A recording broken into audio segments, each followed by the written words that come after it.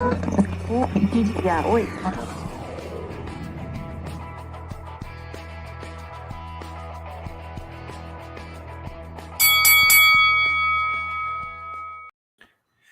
Carl Frampton may have failed to make history in Dubai against Jamel Herring, but his legacy will long outlive his final career defeat. Frampton did indeed announce his retirement after the towel came in the sixth round to bring the curtain down on a career which saw him win Celtic, Commonwealth, and European titles before going on to become a two-weight world champion. He also brought us lasting rivalries with the likes of Scott Quigg, Kiko Martinez, and Leo Santa Cruz. We are going to reflect on last night's fight with Jamel Herring and indeed on Frampton's highs and lows in what has been an extraordinary career. I'm Martin Domin. This is After the Bell, Mirror Fighting's boxing show. We once again have Barry Jones and Declan Taylor with us. Barry, let me start with you. Was Carl's defeat last night partly, well, was it mainly down to Jamel Herring being bigger, better? Was it down to Carl taking, biting off more than he could chew at this stage of his career, or maybe a bit of both? You're in this situation, you're well aware of not giving, making sure you don't do a disservice to Jamel Herring, because his performance and his tactics were spot on. They really were. But I do think that ultimately it is to do with size. And even though there's similar ages and they both had, similar sort of length of careers, more or less, give or take 3 years maybe, Carl's had a harder career because he's boxed at a higher level for a longer time. So I think, yes, I just think the weight was always going to be a factor. That's why I sort of picked Herring to win, because of that, only because of that. And so it proved, it just proved that he was just too small. So the thing is, when you're an aggressive counterpuncher like Carl Frampton, your presence puts people under pressure because they know how good you are. They've seen the power that you have. So sometimes you don't have to do a lot. Golovkin was the master of it. He wouldn't do anything, but he'd make everyone panic just by you putting that front foot in between your stance. But when you're doing that against a bigger guy, your presence, your aura, it's just not as threatening. So they don't have the same fear and make the same mistakes. And I think that was the case with Herring. He wasn't worried by anything Carl was doing. Carl was trying to corner him off into the corners and onto the ropes, and by using the little subtle movements with the feet, and it wasn't working. And he couldn't get the distance right, and Herring got off pretty well. So I think, the size was a big factor. But he made the weight. He made the super featherweight limits. He wasn't under it. And so so for that night only, he was a super featherweight boxing for the world title. But he came second, and that's just how it goes. Declan, did the fight play out as you expected? Kind of. Actually, in Boxing News last week, I picked Frampton to win because I thought that he could, the size was always going to be a factor, but I thought that if he could get up close, I didn't think Herring was as good as he was on the inside. I thought he boxed really well when it was up close for a tall guy who's obviously got that size advantage. And I thought that Frampton would have to, take a bit of stick, but could still see it out. But as it happened, he just couldn't. And because of the size difference, every time he tried to set himself and tried to do something, because it's one of those where, because he's so far away from you, it takes a bit more time to set up and to think about it. And every time he tried to do that, especially the first couple of rounds, Herring's jab was just so good and so accurate that it would just bang straight away. And then Frampton's got to reset and just start that whole process again. And then Herring started to put things in behind it. Obviously, the uppercut was a bad one, and he couldn't really miss in the end. I think we've spoken a lot about it with Chocolatito a couple of weeks ago, and then also with Lomachenko last year. In the end, you get beaten by size, don't you? And that's what happens to the fighters who try and be great, dare to be great. They go up and up and up, and in the end, they just got someone too big. And I do strongly believe that if they were the same size, and I mean, not Frampton going up, but if they were the same size, if they were both super bantamweights, I don't think Herring lives with Frampton because of what Barry spoke about, the counter punching, the pressure, even though he's a southpaw, but because he's got just these physical advantages, he just couldn't get started, really. Amir Khan tweeted last night pictures of him and Frampton and him and Herring. Frampton looks like a little bloke next to him, and then Herring's like towering over Khan. You just think this guy's massive. And on the scales, it didn't look great. Frampton, not much definition on him, but still reasonably drawn in the face. But Herring like not an ounce of fat on him. You just think this guy is going to be colossal by the time he's rehydrated and had some food and stuff. And that's just how it happened. And it's sad, and it happens a lot. You look through history, a lot of fighters end up beaten like that because they just keep going. They keep trying to be great. Frampton trying to become Ireland's first ever 3-weight world champion. The reason it's never been done before is because it's such a mean feat. It's such a colossal task, literally. And in the end, it went badly wrong for him. But Herring's best win of his career. I think he boxed better than I expected him to. And it was a sad way for Frampton to go out. But you know what an amazing career that he can just look back on. He's made a lot of money, got a beautiful family. I just hope that he can live with that as his last fight, if you see what I mean. Ricky Hatton couldn't after he lost to Manny Pacquiao. You know, it affects boxers in different ways. I just hope that he can. I don't think it is a sad way for him to go out. I know it sounds weird because he got stopped and stuff, and maybe, you know, on paper, Carl's a much more talented fighter than Herring right now. Who knows how Herring's career will progress? But I think Frampton had shown. See, when you're winning fights, it disguises some of your frailties because ultimately you just remember the win or the stoppage or whatever. And Carl has slowed down dramatically, I think, and I think that's shown through a few fights. And I just think at this age and this stage of his career, when Carl's got loads of ball, you can't ever dispute that, and how tough and how brave he is, and so all that, you can't even question any of those things. But when you get older and you take a shot, you can just see in their face, it's almost like, I don't need this. Yeah. Where when you're 24 taking a punch, you go, oh yeah. It's just a different way because you're on the way up and you're more ambitious when you're younger. That's just a natural thing. So when he's been to the summit, he wants to get there again. It's a different journey, and you don't want to take all those hard shots or those sickening uppercuts. So they can't ever quit, and he's no quitting Carl Frampton. He's shown that time and time again. But you can just see that the same vigor is not quite there, and I think that's shown a little bit throughout his career of late. And I just think the timing was wrong for him. But he went out fighting for a world title, as we all want to do. It wasn't like a guy who was not very good in a non-title fight. It wasn't that Gonzalez, who we had a really hard time with. If you would have lost to him, that would have been catastrophic. It was just he just didn't have it anymore. He went to the well one too many times, and he couldn't just pull that something out of him. And being at the wrong weight. But we all say that. I don't know. He chose to go that weight. You can't. Yeah. He chose to go up in weight. He's looking to be great, and it's only a few extra pounds, but obviously for the smaller guys, those 4 extra pounds makes a huge difference. Carl wasn't a big featherweight, and we sort of forget that. I didn't pick him to win this fight, but I wasn't confident with the Herring pick. But I didn't pick him to do any good at featherweight. I thought he was a super bantamweight because he's shorter than me, and I'm no giant, as you know. He wasn't even a massive super bantamweight either. He wasn't, one of those guys who was colossal at that weight either. No, that's what I mean. So I thought featherweight would be maybe just one of those guys who just, unfortunately, the way he fights, he wouldn't have that presence, but he did because of his quality. But at super featherweight, it was just a step too far, and that's fine. He went out reaching for the stars. Isn't that how we all want to go? We want to go out, searching for that next great win, that next great adventure. I think it's except for winning. But the thing is, if he would have won, he's searching for the next thing. He's looking for Valdez unification or the next superstar in Shakur Stevenson. He's going to go out on a loss because there's big money involved and there's greatness attached to that. So you're always searching for the next great thing. I don't think. I spoke about this before with boxers. I don't know if it's the same with other sportsmen. Whatever you do, nothing's enough. And it's like that when you retire, and Carl's going to feel that now he's retired, actually. Nothing's quite enough in life. You're always looking for that something extra because you've hit the heights of your ambition and your dreams. So you're always looking for that next big thing.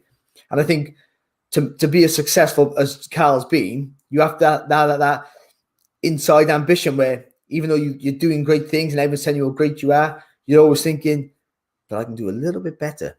I think I'm better than him. I can be the greatest Irish boxer of all time or then one of the greatest small men of all time. And it'll never end. And that's how it is. So if he didn't lose tonight, or Saturday night, then he goes on until he gets beat. So I think it was a way you go out on your shield like he did, and you go out looking for glory. And I think that's fine. He's always said as well, for years that when his career was over, it was time for his wife to sort of not come into the limelight necessarily, but for her to basically be given the time to do what she wants to do. She's brought up the family. She's had to watch him obviously go through his career. He doesn't feel like a man. It doesn't sound like a man who has any intention of going back on his decision. And his wife even tweeted, I wanted him to stop a long time ago. Glad it's done. Yeah, it was. I don't know if you saw the series that Chris Lloyd put together on his Inside Fighting, and amazing series. But one of the bits he actually interviewed Carl's little daughter, Carla. I don't know how old she is. She can't be older than 10, but she was just saying that she can't wait for him to retire.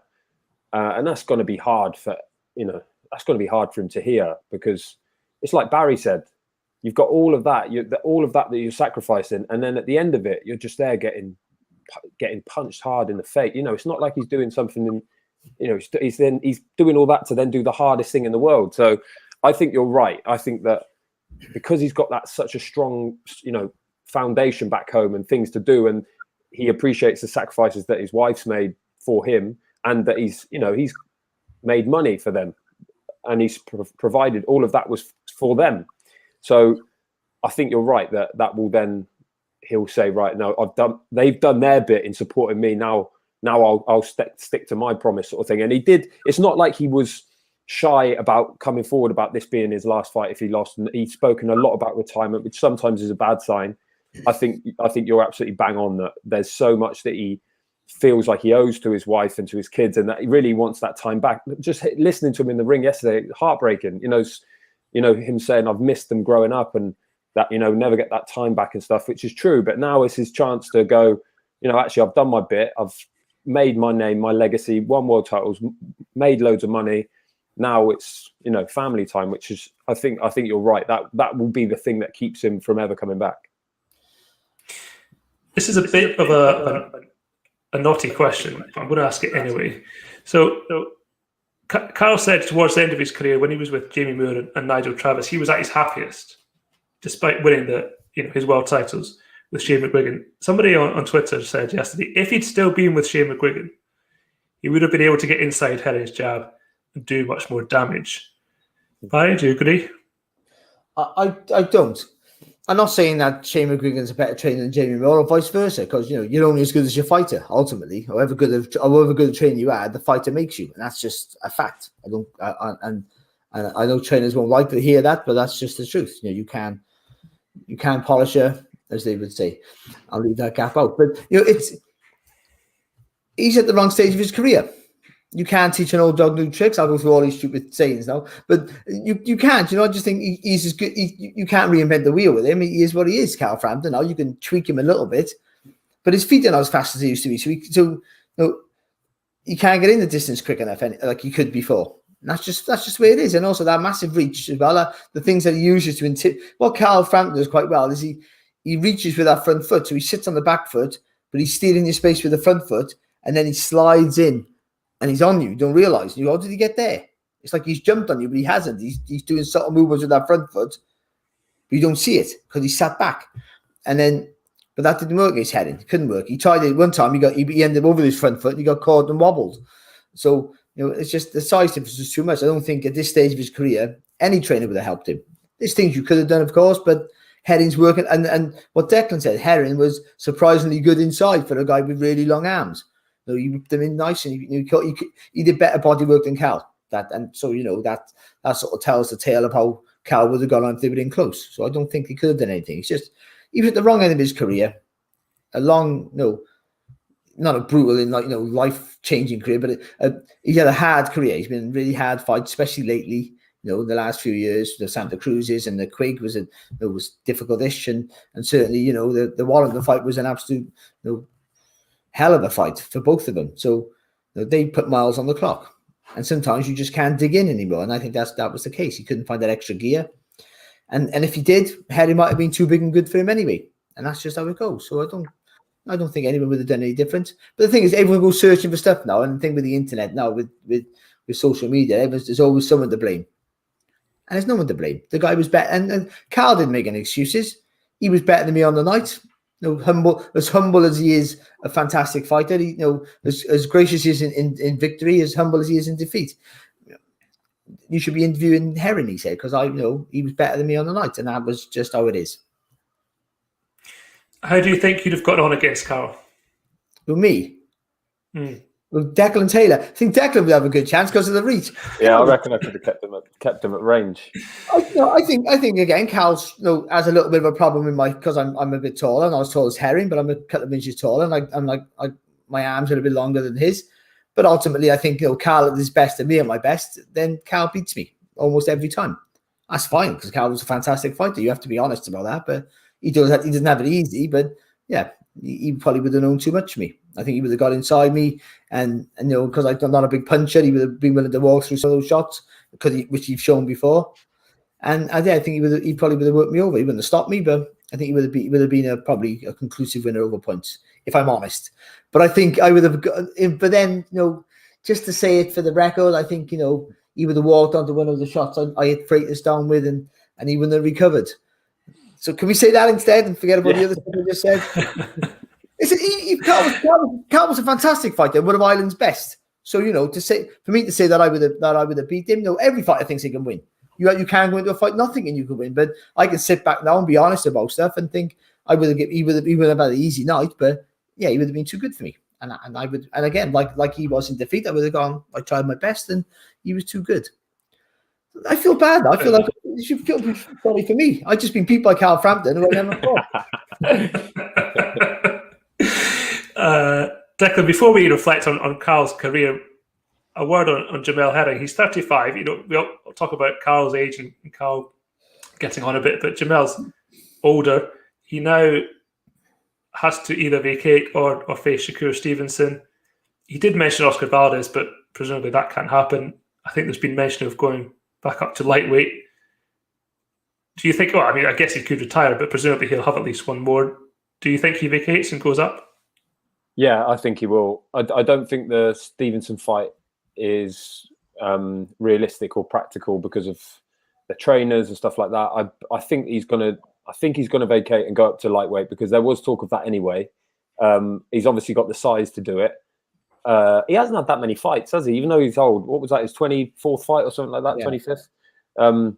I guess that's sort of the sign of the times, though, isn't it? That but he did start reasonably late, went to the Olympics, all that sort of stuff. So I think we'll see him at lightweight next. For me, I reckon that he'll be. He says the biggest win of his career. Nothing will take what he did away. Like a 6th round stoppage of Carl Frampton. That is really some going. I think vacate, move up, have a big fight there, make some money, and I think he's super fit and he's obviously enjoying it. And he's such a nice guy that I feel that he. What I mean by that is he's clearly got his head screwed on. I think it's going to be business decisions now from him. And I think going up, I'm not sure fighting Shakur Stevenson is the right thing for him to do right now. I think going up at lightweight and going and finding a big fight there because there's not enough of them. And maybe winning another belt. Who knows? I mean, again, I underrated him yesterday. I didn't think he'd be as good as he was. I thought he boxed perfectly and got the stoppage in the end. It was basically the picture perfect night for him. So I think, that might be where he sort of ends his super featherweight chapter and moves up one. That's what I'd do anyway. I sort of differ. I think for his markability, I think his title, gives him that little bit of a. Yeah, that's true. Or do you want to face him otherwise? And I think Shakur Stevenson, trainers, I don't know what the thing is there, but either way, that's a big name coming up for him. And I think that's a fight where you could probably earn more money. Or the Valdez, if they could probably get that Valdez unification, that's a big money fight. I don't think he gets the same money boxing at lightweight because he's going in as a challenger. I know he'd be automatic. He'd be an automatic number one at lightweight, of course, but the WBO was he's still going in as a challenger. So, I think that he'd be better off trying to stay if he can make the weight. If he struggles, the fact that he mentioned lightweight means that he's probably going to move up and didn't mention Shakur Stevenson. So I think if he doesn't get the Valdez fight, he moves up. But again, he looked better than I thought he was because I didn't think he was that. I thought he was good, but not that good. But he looked really good last night. I still don't see him beating any of the lightweights. That's the problem he has. So, sometimes the fighter makes the title, sometimes the title makes the fighter. And I think for him, that title gives him a little bit of power. Without that, he doesn't have any pulling power, and he's going to every fight then with a begging ball pretty much. So I would think if he can make the weight, I would keep that title and try and earn off it. That would be my advice. Then you can always move up and blame the weight for the loss, like a lot of fighters do. Don't ever admit you got beat. It's the thing is with lightweight though. There's sort of, we don't really know what's going to happen there because we don't know how long Lopez is going to hang around. We don't know if the belt's going to fracture, and if he does go up one, he gets first crack at it and stuff. So that's why I feel like, and I think you're right about the weight. I just feel like I think he's got to that stage where he's like, I just don't want to do this weight again. Don't want to do this weight again. But the fact that it's the WBO might help that decision. But I think actually you're right that keeping the belt is got who's going to want to fight him. Big Southpaw doesn't really, hasn't got that much pulling power. Yeah, I think that's the thing. He's not a name, is he? That's the as much as we know him now, but he's not a name in the world, the bigger climate and stuff, especially in the lightweight division. If they do stay around, he's not on anyone's lips of the guys facing each other. To be fair, he would never. Carl Frampton would never have boxed him if he didn't have a title, would he? Jamel Herring would never be fighting in that. So I'm right, you're wrong. Okay, thanks. Move on. As ever, of course. So, in terms of Carl Frampton's career, listen, plenty of memories. I mentioned the rivalries he had with Martinez, with Quigg, the Santa Cruz, and then, of course, with Josh Warrington towards the end of his career. Declan, you followed him, I assume, for the vast majority of it. What are your abiding memories? Well, the Belfast nights were unbelievable, obviously. The Windsor Park one, it wasn't quite the occasion that he wanted. It absolutely rained the whole night, and he only boxed. I mean, no disrespect to Luke Jackson, he boxed Luke Jackson that night, and it was supposed to be a big fight, and it wasn't. Jackson was just not in his league, and it was a pretty routine win. But it was a tick. New York tick, Vegas tick. Like he did it all. The crazy thing, I think, the night when he won the world title at the Titanic Quarters, coldest night ever in history for anyone who was there, just unbelievable. But that occasion and the fans in all of his fights in Belfast, to be fair, was insane, really. And there's not many others who have done it in his generation or will do it from now on. It doesn't happen all the time. It's always just this little sort of combination of things, and we see it every now and again. We see it with Josh Warrington, we see it with Ricky Hatton. It's just not everyone can do it, and for some reason he did, and he brought the city together. He done unbelievable things for Ireland. The crazy thing, and I just was thinking about his career, is when you really think about it, when he beat Santa Cruz for the first time, when he beat him, he had the world at his feet, everything. It was, he was the man. If you look back now from that moment, he actually had some of the worst luck, and obviously he lost the rematch. The guy he was supposed to box fell over in the shower that time.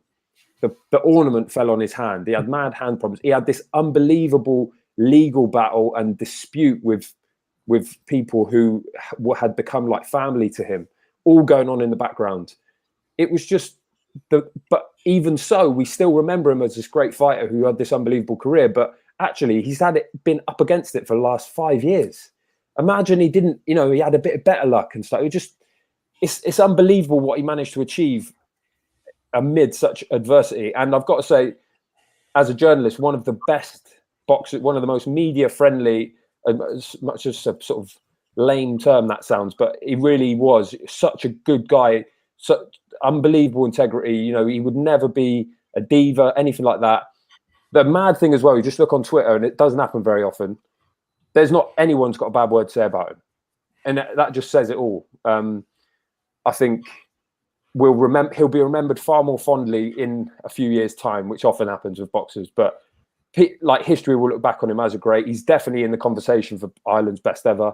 And what a career! And like I said, if you look at a tick list, if you're an amateur now, 15-year-old amateur, thinking this is what I want to achieve in my career, and you wrote a list, he's done every single one of them. It's interesting that you mentioned the sort of bad luck and bad things that have happened. When he spoke last night, he did say boxing's been great to me, but it's also been bad to me, which I thought was quite telling.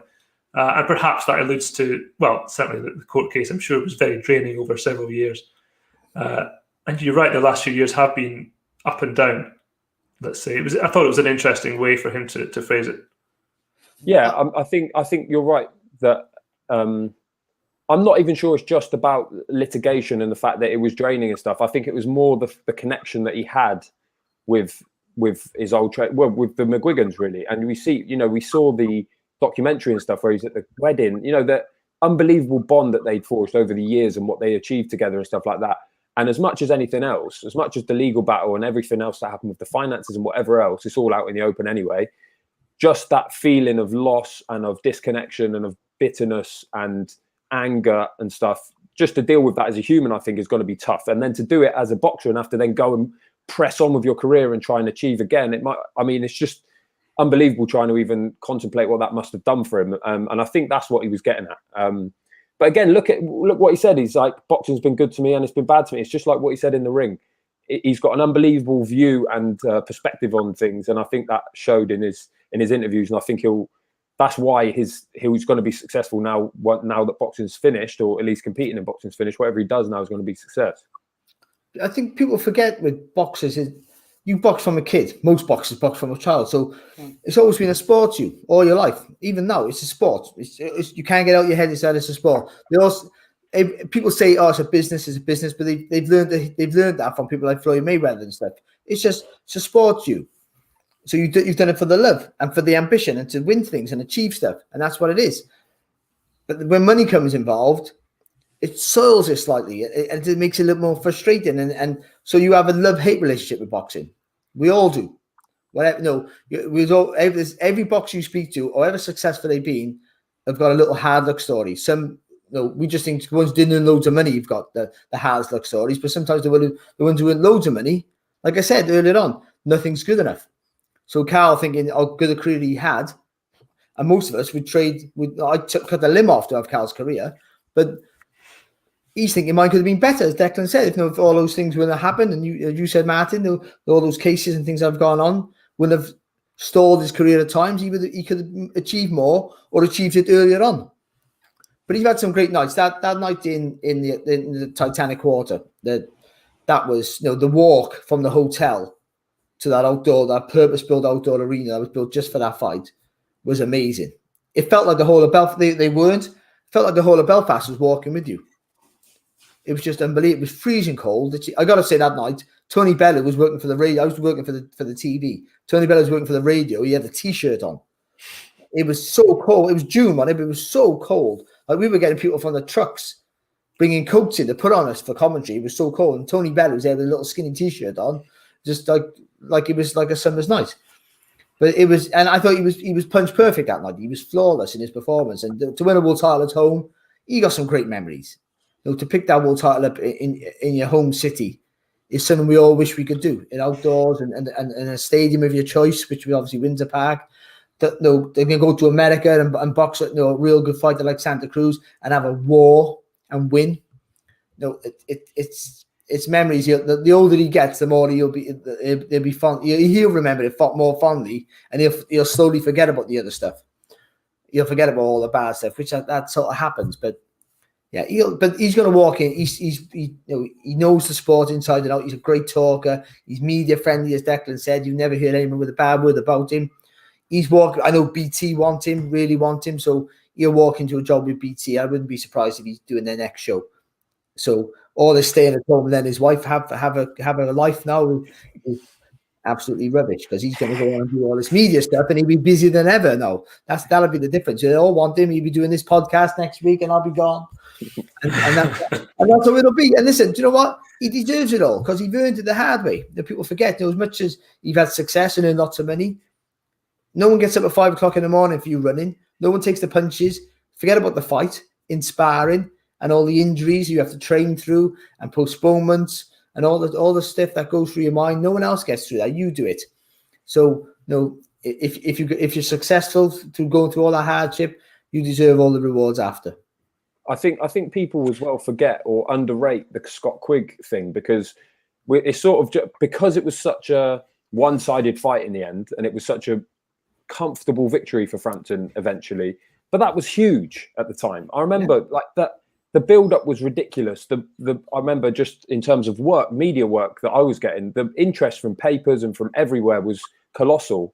And he just went and did a job on Quigg. It was a great performance. And it wasn't the big war that everyone expected because Frampton was so good and so much better and such a perfectly boxed game plan. It was great. And I think that was when him and Shane McGuigan were at their best. But saying that, I think we have got to give credit to Jamie Moore and Nigel Travis as well, because of all that had happened with Frampton, he had lost the love for the sport, clearly. I mean, he could have quite easily retired at that point. And like you said, Martin, that he's come out and said how happy he was. And I think that was, they got hold of him and they said, look, there's something left there that, you've still got something to give to this sport and you can't walk away from it now because you'll be so unfulfilled. And they work well with him. You just have to look at those documentaries to see the sort of spirit that they gave him and how much he enjoyed himself. Dare say that he's made some good money in the last couple of years as well. So full credit to them. And I think it's unfair for people to be like, well, if he had McGuigan in his corner, he would have done better, because it's just impossible to say. I think the fact that they managed to get hold of him, get in boxing again, and winning, and in a position where he could go for a world title in the third weight, massive hats off to them. And yeah, I think they would have learned a lot and grown a lot from the involvement of Frampton as well in their team. It seems strange to think about now because we're so accustomed to, often with an Olympic cycle, we're sort of told about these fighters very early in their careers. They're thrust onto the stage, they're on pay-per-views very early. But I remember, this would be going back 10 years, when Frampton was with Matchroom in the early stages. They were so excited about him, but he wasn't really known. It was sort of like this behind the scenes, really secret thing, like we've got the next star. And there's something quite endearing now, I suppose, to look back on that. Because it was true. He did obviously go on to be so good, but it's just something that we don't see very often now because everyone's everywhere. Social media was around, but not quite as in our face. And I just remember them being so excited about this young man from Northern Ireland, of course, with the comparing him to Barry McGuigan and things like that. It's been a good story from day one. And I think, Barry, you tweeted it in the week, and Declan, you've just said it. You can't find anyone that has a bad word to say. I think you're right, Barry, about media, but there's plenty of it to go around if that's indeed what he wants to do. And I think in time, well, not just in time, but from now and his legacy will only grow, I think, as we get further and further away from retiring. I think the only man in boxing at the moment, British boxing, who similarly is sort of exclusively loved and not a single word of hate is Barry Jones. Yeah, he's the only man who can sort of bring the boxing Twitter together is Barry Jones. I tell you what, I tweeted that about Frampton. I wish I wouldn't. I wish I didn't. I didn't do him any favors at all. You got all the crack jobs go, well, we don't like him, but yeah. I think in the boxing community, that's what I sort of meant. The people who actually have met him and have seen him, have worked around him or for his fights. Whether you think he's going to win, I didn't think he was going to win Saturday, and I was hoping I was wrong. He proved me wrong before, but I so much respect for him as a person. I don't know him he's not my best friend or anything, but what I know of him as a person. You want to fight him for a start, so. He won't look how long my arms are. They're so long you can't even see him on the screen. But my chin couldn't take it. No, everything about him as a fighter, the way he conducts himself in the ring, outside the ring, as a human being, he seems like just a lovely guy, and he's a man of the people. That's why Matchroom was so excited about him, because the McGuigan effect, especially from Belfast, being a man of the people is such an important thing, keeping you grounded. If he was from another city or another part of the world, he probably wouldn't be so grounded. And it probably will have gone to his head. But the fact that Belfast is such a working class environment, really, the real people where they won't let you get above your station, I think that kept him grounded. And he was a man of the people, and it grew very quickly. It really did. But you've got to be good to do it. And don't forget that all that building a fight up outside the ring is very important. But if he can't fight, it's all irrelevant. And one thing Carl could do, he could fight. Absolutely. And that, I think, is a good place to leave it. That is all from Carl Frampton. That is all from us for this week. We'll be back next Sunday to look back on Conor Benn's latest outing as he takes on Samuel Vargas. Until then, do take care.